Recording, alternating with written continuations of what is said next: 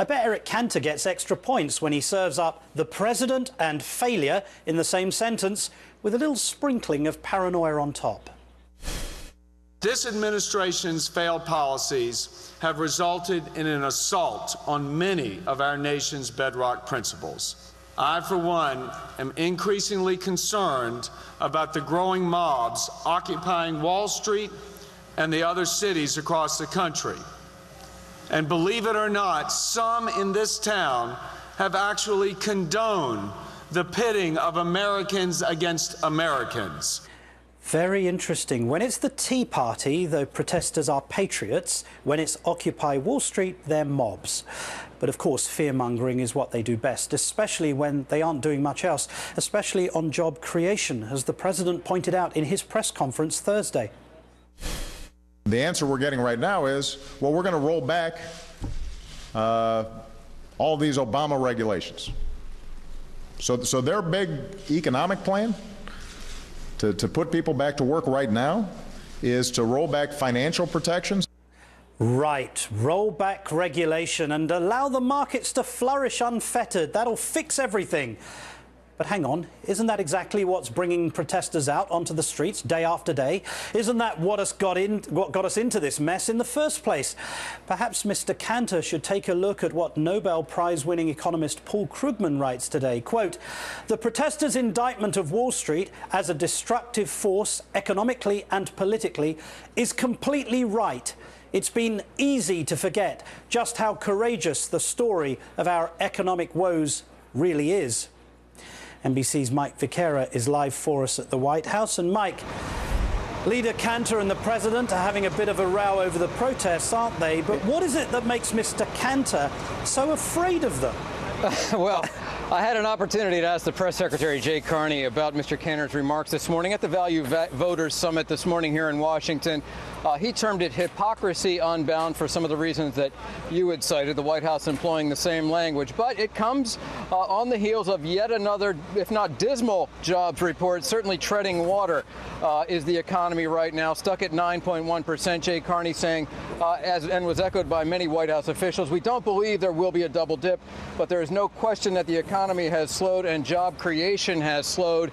But the White House very quick to pivot today, Martin, to the Jobs Act, the president's proposal, saying this is what is needed, citing their economists, the economists, neutral economists and economists here at the White House, and those that are popular among Democratic circles, is saying that this job could mean 2% economic growth, could lower the unemployment rate substantially, and once again thumping on Republicans for not taking action. Of course, Eric Cantor has said that he doesn't like the all-or-nothing approach that the president has presented the House with on the Jobs Act, Martin. Mike Viqueira at the White House, thank you.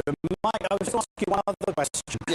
We've had the press conference today. I understand the White House has also issued some kind of corrective to Mitt Romney, who gave something of a foreign policy speech today. Well, Mitt Romney did give a foreign policy speech. He was in South Carolina at the Citadel. He was very critical of the president, as you might imagine. And here's what the White House has said about Mitt Romney. I suppose he has to say something. That was basically their response. That the spokesman, Jay Carney, said twice during the course. The president's record is excellent. He went on to say some things that you might expect the president's spokesman to say.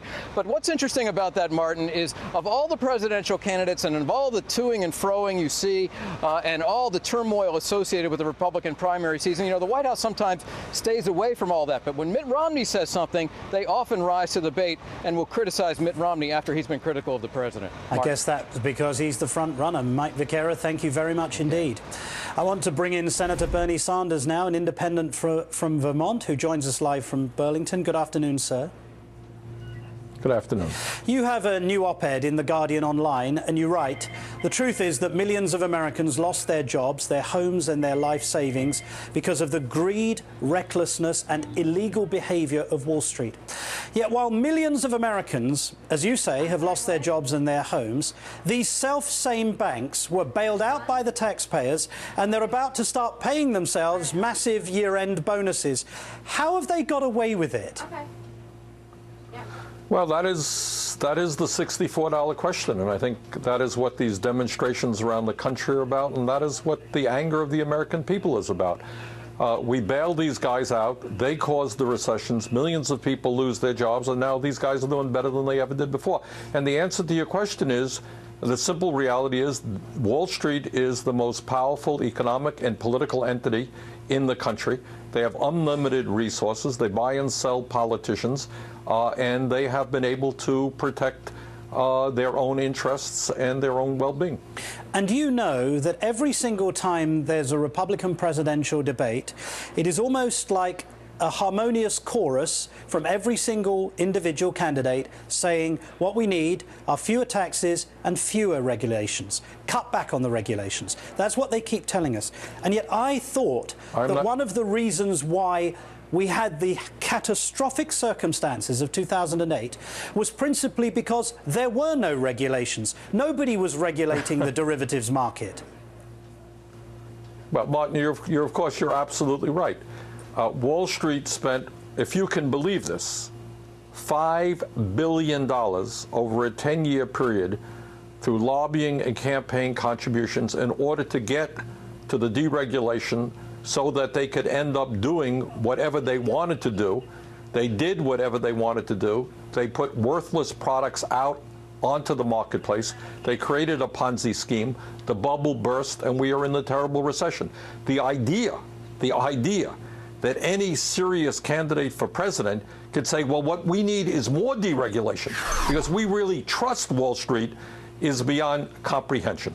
Can you characterize that form of thinking? I mean, is it lunacy? Is it idiotic? No. No, it is not lunacy and it is not idiotic. What it is people who are working, candidates who are working on behalf of Wall Street and the wealthiest people in this country. They do not see their job as look, these are the same people who want to end Social Security and Medicare, make massive cuts in Medicaid and education, while they give tax breaks to millionaires and billionaires. Their job, frankly, is to represent the wealthiest people in this country, which certainly includes Wall Street, and they could care less about the well-being of average Americans. I guess you're actually referring to Eric Cantor, because he's been dismissing these protesters, as you know.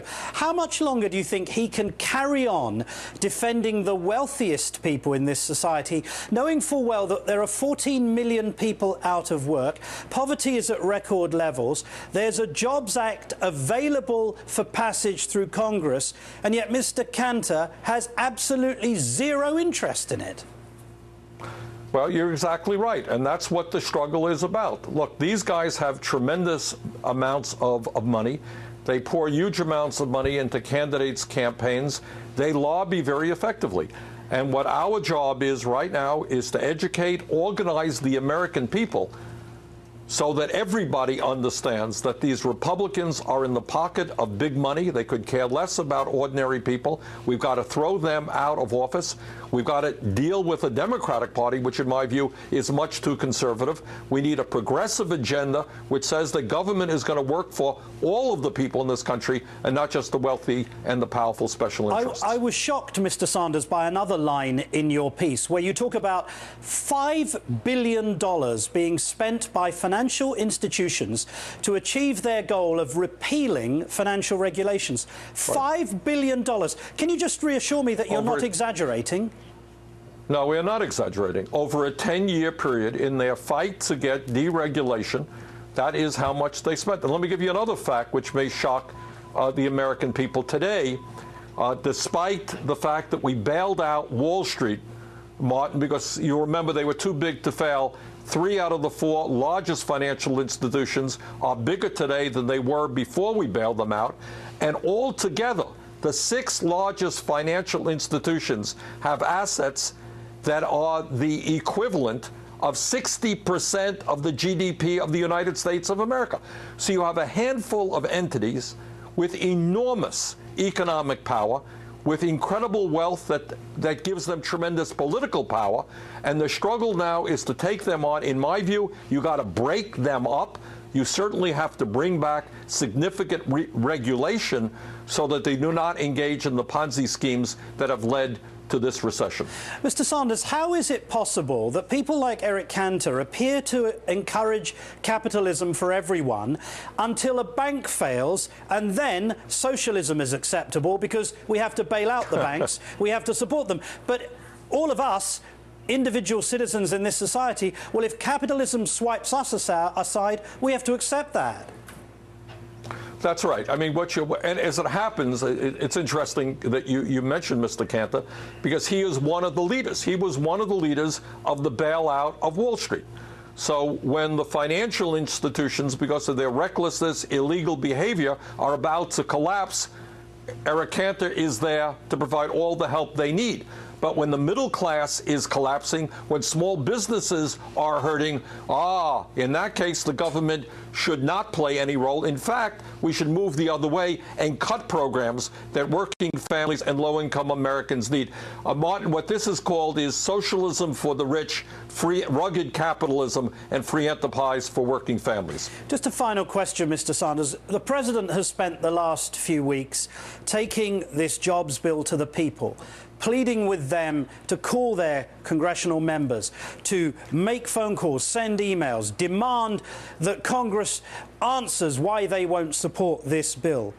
But are you going to have any effect here? Because you and I know that with the election coming, many of these Republicans have been absolutely transparent about what their agenda is about. And it's got nothing to do with the unemployed. It's got something to do with one man who is employed, he's in the White House, and they want him out. Now, I think your characterization of where the Republicans are coming from is exactly right.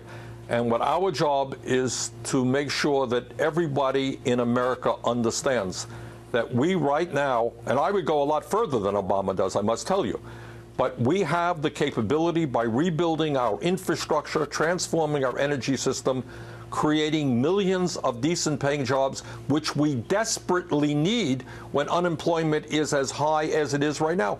And the Republicans have zero, nothing to say except the old trickle-down economic mantra: give more tax breaks to billionaires, more deregulation, I guess, of Wall Street, more unfettered free trade, which has already cost us large numbers of jobs. So what we have got to do is make it clear to the American people that this Republican control over the House has been a disaster for our economy and for working families. Senator Bernie Sanders, as ever, thank you so much for joining us there in your constituency. Thank you.